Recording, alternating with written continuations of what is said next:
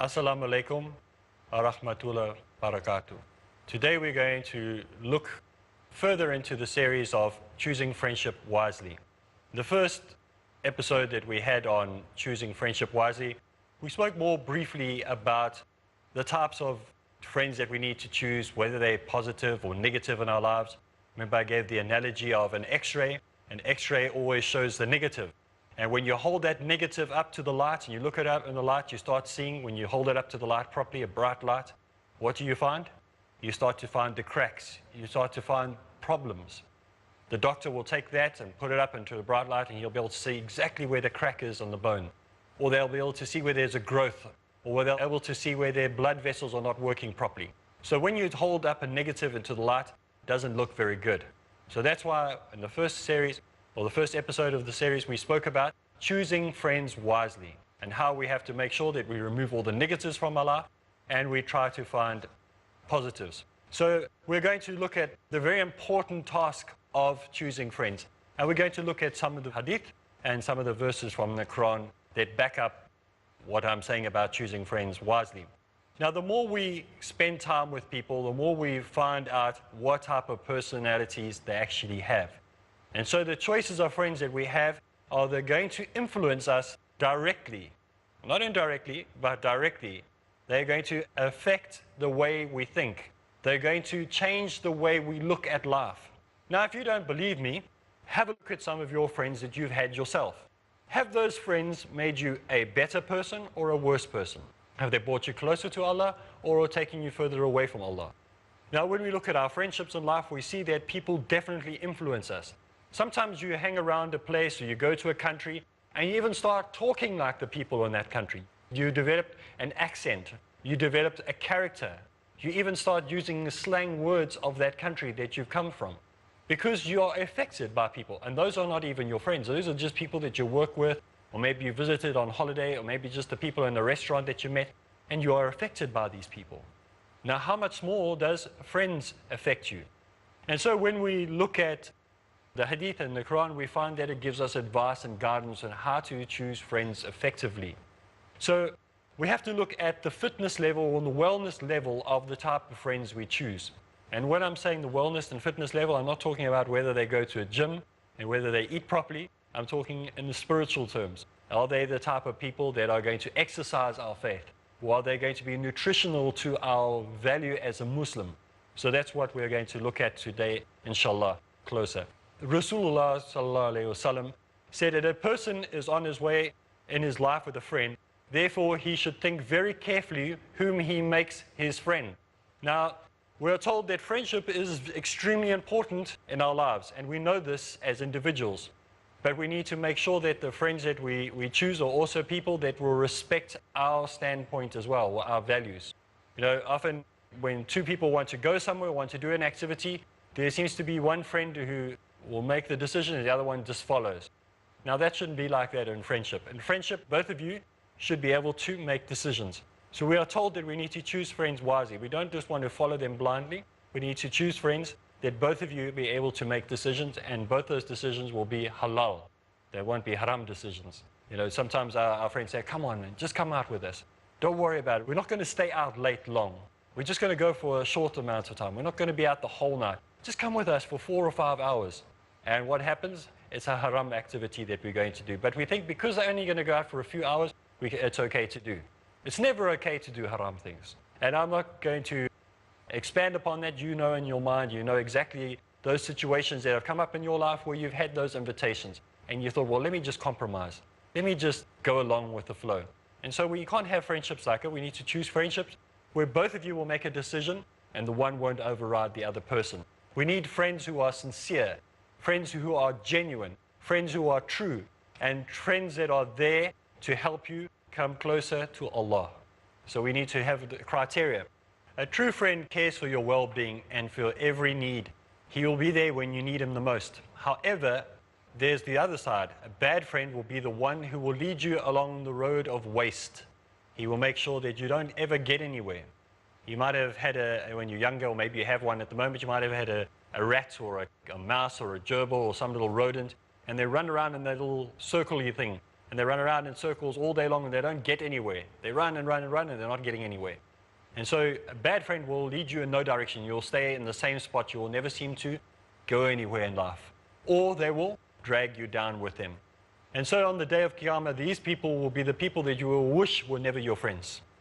And it says in the Quran in the 43rd chapter and verse 67, it says, all friends on the day of Qiyamah will be the enemies of one another except for the God-fearing.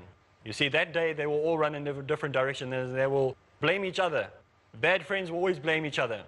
If you think back to your school days or those who are in school or college, university, there was always a clown in the class. There's always somebody who would be a disruptive element in the class. He would be the one that would make everybody laugh.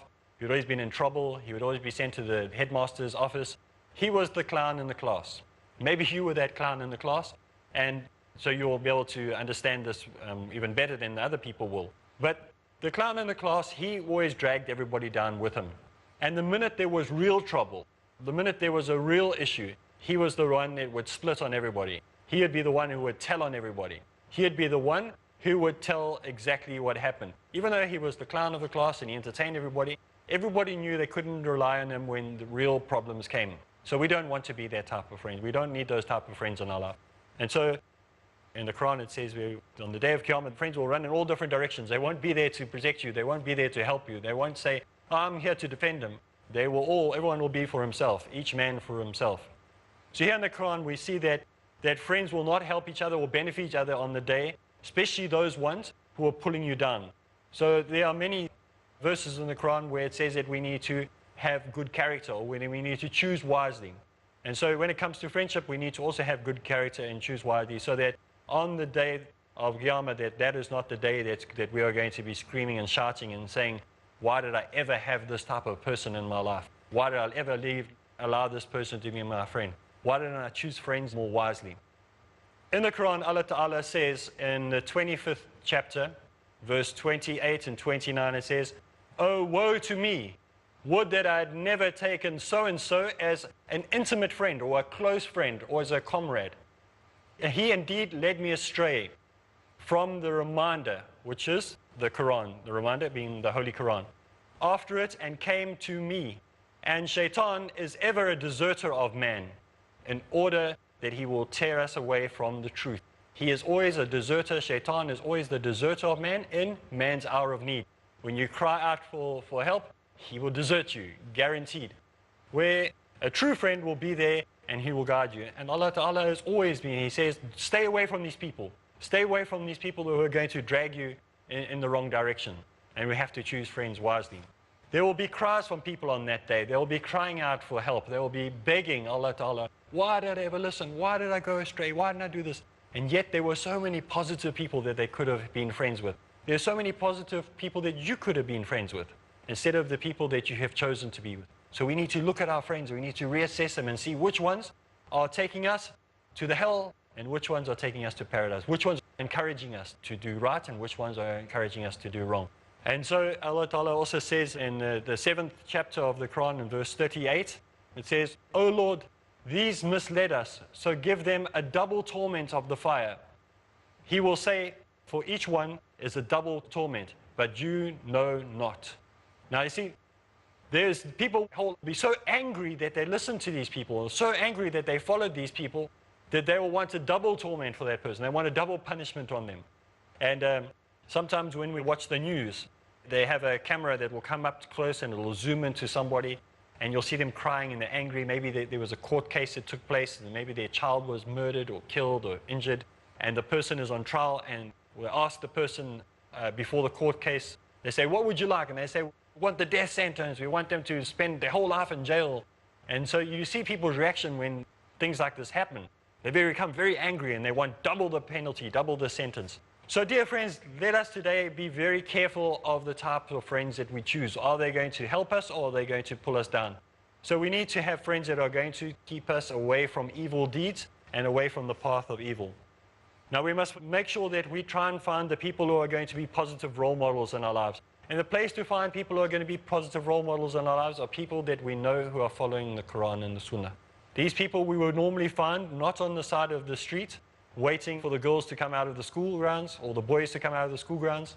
It's not the type of person that you'll see wandering around the shopping center. You won't see them outside the cinema. You probably won't find them on the beachfront, but even though you might find them there. But very seldom will you find them in places like that. But you will find them sincere at home, studying.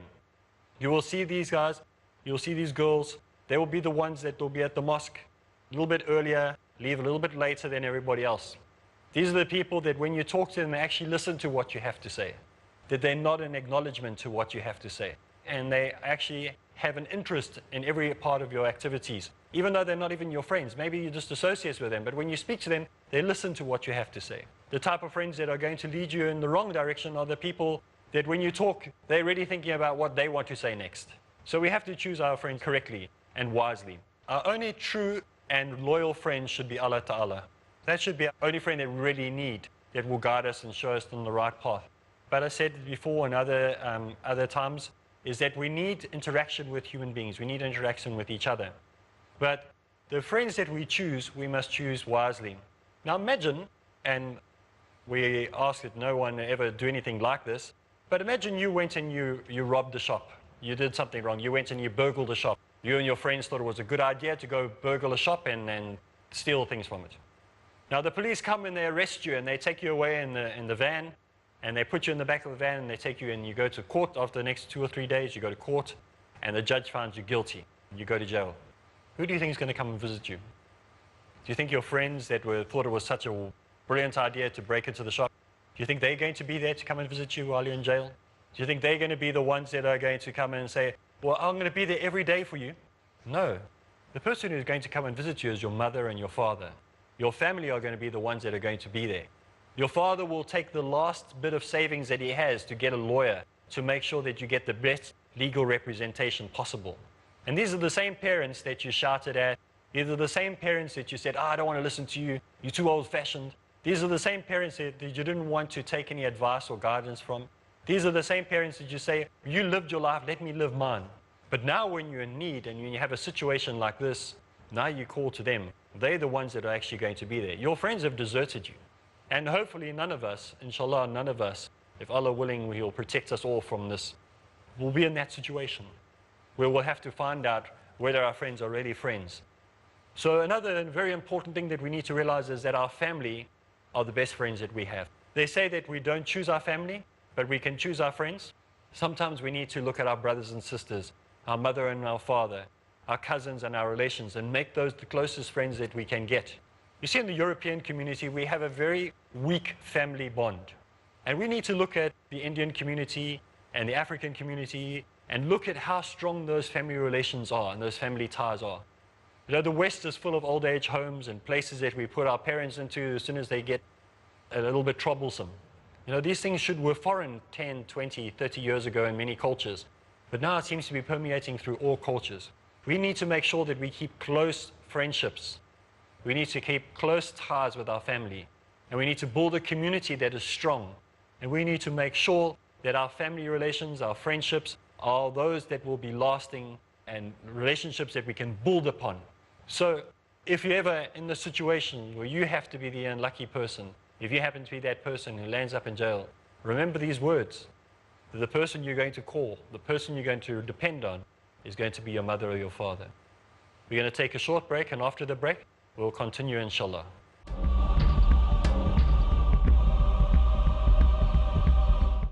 Assalamu alaikum. And we're going to continue now with our topic of friendship and the importance of choosing friends wisely. Now, before the break, I spoke about how we have sometimes abandoned our families for friends. And today, friends have become more important than our family members. You know, we are very proud. Some people are very proud that they have older friends. I hear young people, they say, I've got a friend, he's 22 years old, and he's so cool. He's got a motorbike, and he's got a car, and he's got his own apartment. And we think this is something that we're really proud of. We're 16 years old or 17 years old, and we've got a 22 or 23-year-old friend. We're so excited about this. And this guy does drugs, and he's so cool because he drinks, and he goes to clubs, and everyone thinks, wow, what a wonderful, you should see my friend, he's such a rebel. And we want to hang around with people like this. We think this is a good role model. And we know what that friend's going to do. He's going to lead us in the wrong way.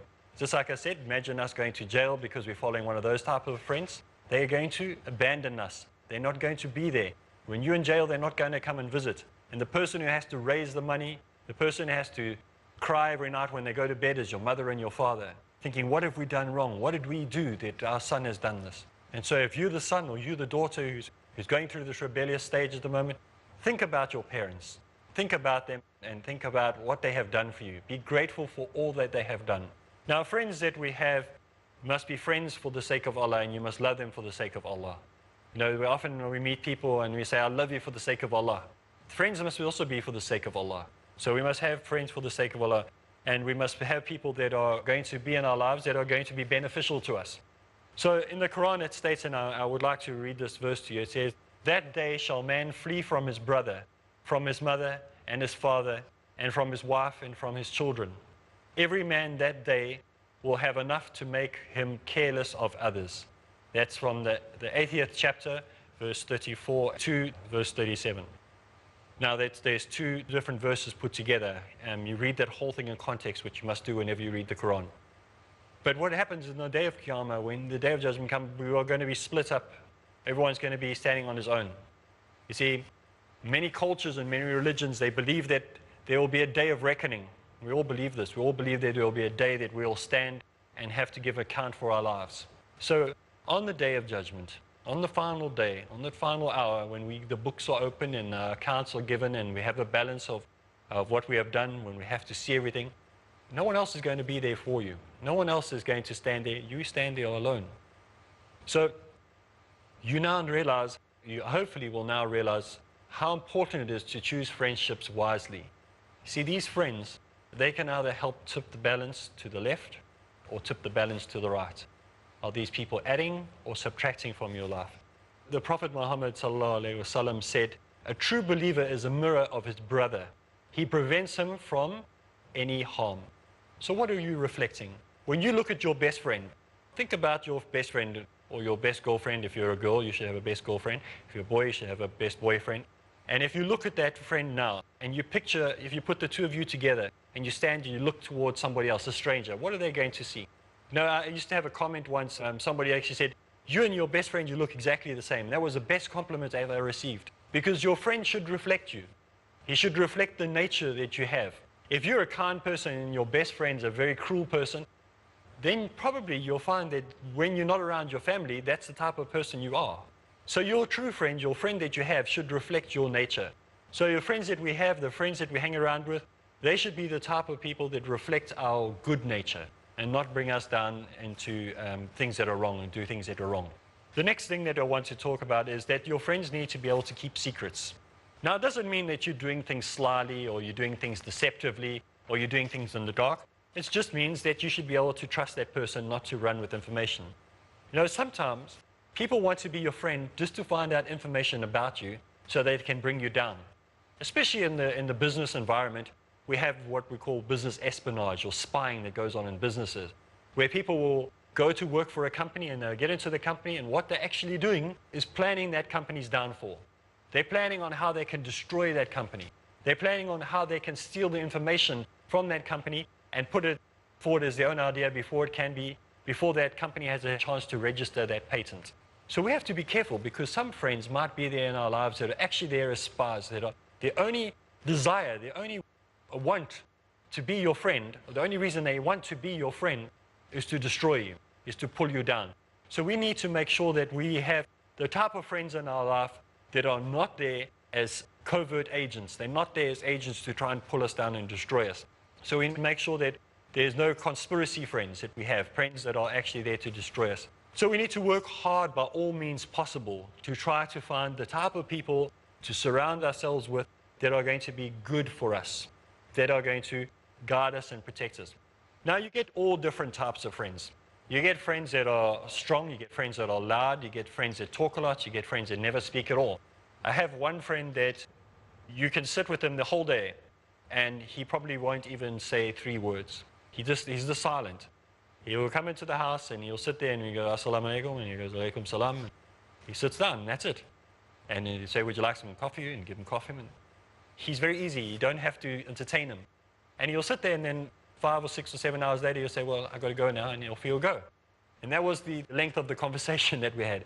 because we don't have to say things all the time. Sometimes friends don't have to talk.